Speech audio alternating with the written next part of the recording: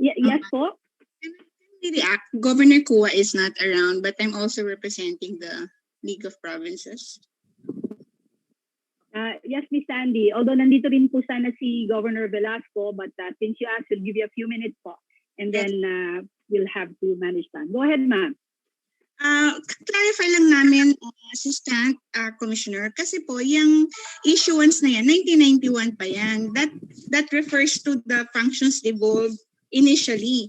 But nowhere in the Supreme Court decision does it state that additional responsibilities or additional personnel will be devolved. It is merely a fiscal devolution. It is merely a clarification of what the tax base should comprise of and how much we should receive. There was no order from the court to add to the devolved functions, and this was clarified by Secretary Wendell Abisado himself during our LPP meeting. So we should not mince words kasi pag sinabing it's not mandatory, that issuance should not apply as of this date. Kasi tama po si Mayor Richard, matatabunan. And Governor Chis Escudero informed me that he was privy to the information that the national government is expected to download functions and projects, programs amounting to 400 billion. And that's even more than twice the 234 billion that this DBM said will be downloaded. And wow, 400, abonado pa po ang LGUs. Yun lang po. Arish, anyone else wants to weigh in on that question? Or kung hindi sagot, baka an additional related point? Miss Sandy, nag-unmute kayo. Meron ba kayong gusto sabihin tungkol doon? Yeah, I posted in the chat group. Tama si Governor Kua, the DILG and other NGA should help capacitate the provinces, particularly because of their supervisory role is guaranteed in the Constitution. This is in line with the constitutional mandate on the principle of subsidiarity and of province in relation to its component cities. So yun ang nakikita namin isang enhancement. Also, an equalization fund would be very helpful for low-income LGUs. And the provinces the LGUs can have inter-LGU collaboration to help capacitate each other by sharing their best practices. And sana yung, as we have already commented to BLGS sa isang forum nila, sana wag yung diretsong communicate sa mga lower level LGUs. It should be always be done through the provinces sana, so the provinces are aware, kasi nagugulat na lang minsan biglang may project kasi kailangan ng provincial support for the equipment, hindi sila na-inform. Yung mga ganong nuances, maybe we can effectively enhance on those types of interventions. Thank you. Salamat po, Ma'am Sandy. I also meron pong yes po, go ahead. Also, we need from DBM a timely release, no? Yung quarterly release of the national tax allotment. Wag na sanang bi-monthly because the LGUs need the cash flexibility to implement the basic services. Kasi pag tingi-tingi, pag 1530, which by the way has no legal basis, no? In the code it says quarterly release. Even in the jurisprudence it says quarterly release. For January 5, i-release na yung NTA namin for January, February, and March. So that the LGUs, pag may calamity, yung calamity fund nila, meron silang cash. Yan, that would be a big help. Thank you. Okay, thank you. Thank you, Ma'am Sandy. Palagi ko, yes po. Go ahead po, Ma'am Sandy. May we reiterate our request to DBM, Yusek Laura, and sana po ma-invite kami, magkaroon po agad ng meeting on the computation of the national tax allotment for 2022 pursuant to the Supreme Court decision. Can this amount be vetted with the leagues for transparency? Because the BIR certification is not even signed by the head of the agency.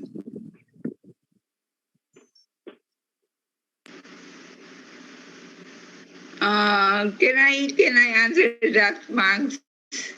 We are now Yes, po, go ahead. Yes, we are now in the final process of clearing the formula with the agencies of the DBCC, that with DOF, RBOC. As soon as ma-approve lang ng DBCC yung formula, then as we promised, the Secretary Abisado promised, we will give you a copy of the formula. Ano na lang yon, konti na lang yon, kasi we're almost done with the formula. Kailangan lang basbasa ng ating mga secretaries before we can really give them to you. Yes, ma'am. We hope we can be invited before you submit it to Congress. Ma'am, kasi parang wala na kaming magawa if after the submission of the NEP. It's like we just wait for the acts to fall on us. But yeah, of course. As soon as ma-approve lang yung DBCC resolution, we will give you a copy. Thank you, ma'am. Kasi Secretary Dominguez assured us that we will be invited. Thank you. Oo, thank you rin.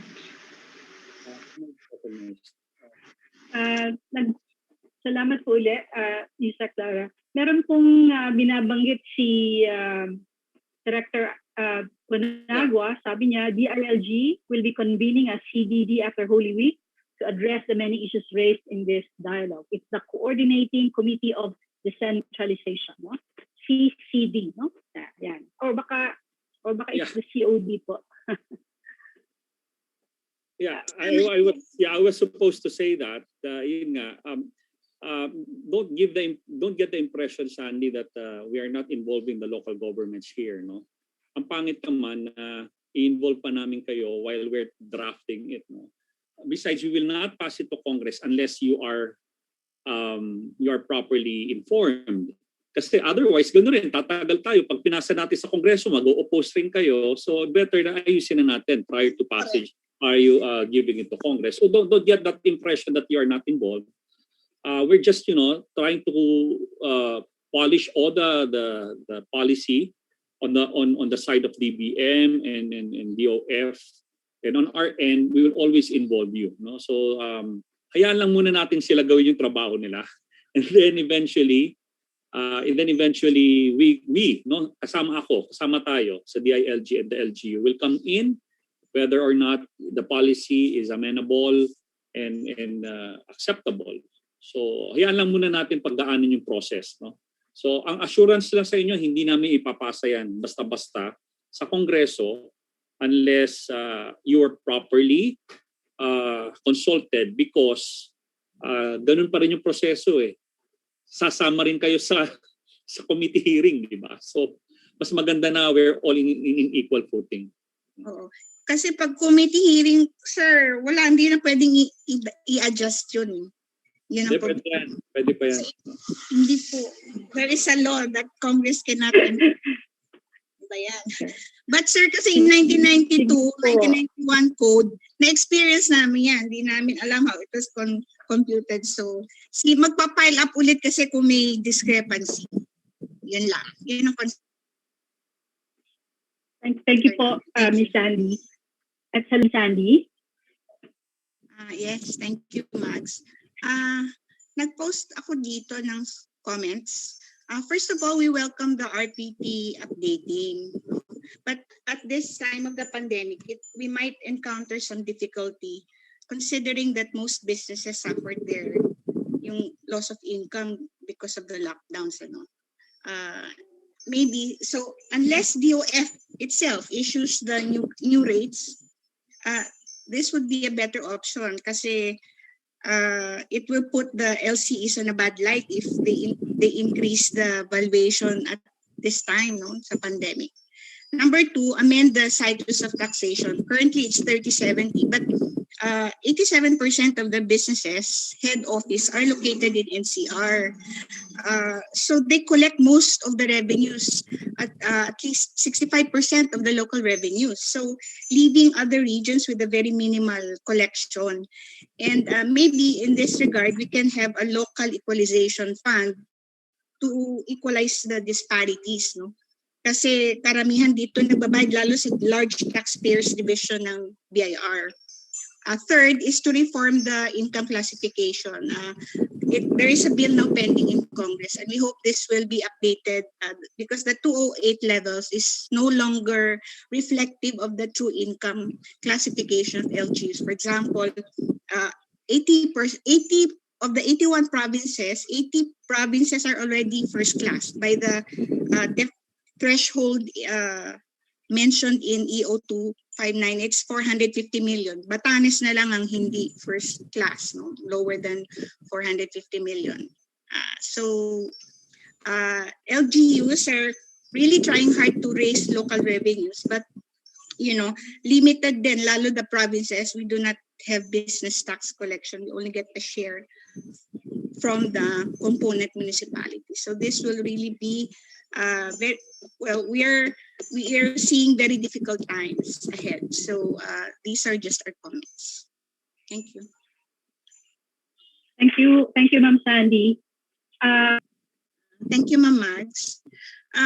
Looking at the data for yung maganda sana yung sa RDC projects, no? But looking at the 2020 approval rate, only 25% of the RDC projects submitted are being funded.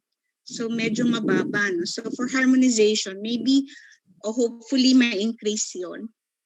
And also yung capacities, tama si Gov po, reiterate ko lang yung bottoms up approach, that would be the most ideal, so that the local annual investment plans of starting from the municipalities will be considered sa provincial level and then sa regional, and then yun po yung pupondohan sana po i-prioritize ng national, because although the RDC is performing its vital function, walang pondo kasi ang RDC natin talaga. Walang separate funds, which was proposed under yung proposal to federalize. May proposal kasi talaga na magkaroon sa talaga ng funding ang RDC. On the tax revenues or local revenues, just i-reiterate, i-cite ko lang yung statistics, no? Ang provinces kasi 12% lang yung share namin sa local revenues. Ang cities ay 69%. Ang municipalities 18%. Kasi wala naman kaming business tax, no? But sana ma-enhance yan if we capacitate provinces to be able to have an equitable share, so that yung programs ng provinces, it will be a big help kasi there is already a study that there is a direct correlation between increased local spending of LGUs vis-a-vis the GDP. No, so mas magiging maganda ang contribution ng LGUs if LGUs will get a higher share in public spending. This was a study done in 101 countries. And so that is a fact, no? May direct correlation. So empowering our LGUs, they will be more productive. That will benefit the entire country, no? Hindi lang sa local. So basically, yun muna siguro yung comment namin on the harmonization. Sana lang mabigyan ng more resources yung RDC, identified priority projects. Thank you. Yeah, dati kasama ang ulap at nawala ulit. Daw ng batas. No, EO lang yun. Ito na nga para EO reorganize the NEDA. But under the Constitution, the LGs meron talagang consultative requirement. Prior consultation. Okay. Thank you po, Ms. Sandy, Governor Dax. Dr. Medi, any thoughts on that? Well, that will be a good opportunity for national and local government units to discuss yung major issues concerning local government units. But there might be other there might be also other mechanisms that for discussing local issues. Ngayon wala pa akong maisip na ibang other mechanisms other than the NEDA board. So I will leave it at that. Okay po. Thank you po, Director Medi. Yusek Ichiveri, I'm not sure if you'd be inclined to respond to this, pero yung nakahang na point na may sanctions daw po ba for LGUs that do not contribute to the national aspirations, national targets, or fail to? Yeah. Pangit naman na sanction agad. Di ba pwedeng show cause order muna or let's discuss it kung ba't nagkukulang sila. Perhaps there are reasons why they're having difficulty. But I'm sure hindi naman dadating sa punto that the local governments are very malicious of not trying to converge their development plan with the national. I'm sure it won't go to that far. But if there are, perhaps we could set a dialogue with them first, but not to the extent of giving any sanction. I don't think sanction on this area would befit such a measure. Hindi naman yan anti-illegal drugs na hindi nagko-comply, di ba? So, or yung iba pang hinihingi namin like yung road clearing, hindi parehas yan. All right. Salamat po, Yusek. Thank you for your thoughts on that. I'll just do another check to make sure wala tayong na-miss out. There was one question. Yes, no? Ano pa rin po ito income reclassification. Pero ano lang, in case someone wants to respond to this, pwede po daw ba that income reclassification should proceed over the Mandanas so it could create less confusion among local financial planners in the LGU, no? So kung nandyan pa po yung DLGF, sila Director Quezon, if they're still around, or maybe even DBM can help us with this. So pwede daw po ba unahin muna yung income reclassification para daw po less confusion among local financial planners? One question. And then, tanong din po, will the departments under the NG reduce their workforce when some projects will be devolved to local government units, no? Particularly mga COs and JOs daw po. So, eto hindi na to, but it's still within that conversation naman of harmonization and convergence, no? So, any thoughts on the question na unahin muna yung income reclassification at pwede daw, at mag-adjust din po ba daw yung workforce ng department? Ma'am Mags, again, Pam here. Yes po. Yes, Ma'am Pam. We have mentioned this earlier that this is to be legislated. So it depends really on both houses of Congress how fast can we legislate the income classification. So yun lang po ang pwede naming sabihin. Should it be before or after? As long as ma-legislate ng mabilis for for everyone. Okay. Dahil lagi na po talagang kina-question ng income classification, Ma'am Mags. Ma'am Mags, can I comment on the income classification? Kasi our legal team studied that EO 290 on the income classification. We believe that in section 9, nakalagay doon kasi administrative authority of the Secretary of Finance.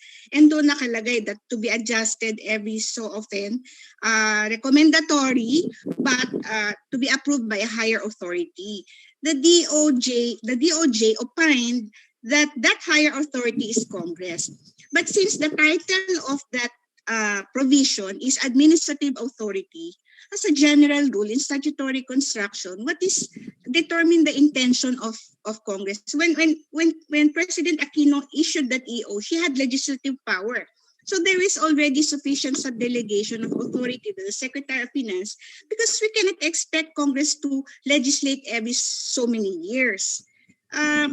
Sana pwede ng Secretary of Finance can recommend and then the President will approve through an executive order the income classification. In fact, this was discussed in the CCD already and the CCD has a pending resolution already approved.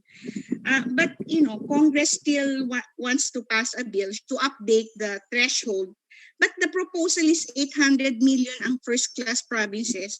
Governor Kua, when I made estimates on the 2022 era of provinces, Batanes will tend to receive 842 million. That is already more than the threshold. E di lahat tayo first class na. So, yun lang. I just wanted to inform the participants that the leagues are really pushing for this. In fact, Senate Bill 222 ngayon, sana nga, sabi nga namin, sana tututuhanin na talaga para makamove on na itong income classification because a lot of factors hang on this, the number of board members, councilors, the salary grade, ang daming uses kasi niyan. Kaya talaga, pero hindi naman pwedeng kung wala yung batas, hindi na i-implement yung Supreme Court decision. It is not dependent on any law not to be passed. It is already it should be already implemented. Actually, dapat 2019 pa nga yan. But of course, syempre, it's another matter. Thank you, Ma'am Sandy, for additional details on the matter of the classification. Director Pam, meron ba kayong nais pang sabihin doon or it will really depend on the legislation that comes out? None from our end, Ma'am Mags. Thank you. Kino-compute na lang namin yung threshold, di ba, Pam? We're just Yes. confused with the threshold.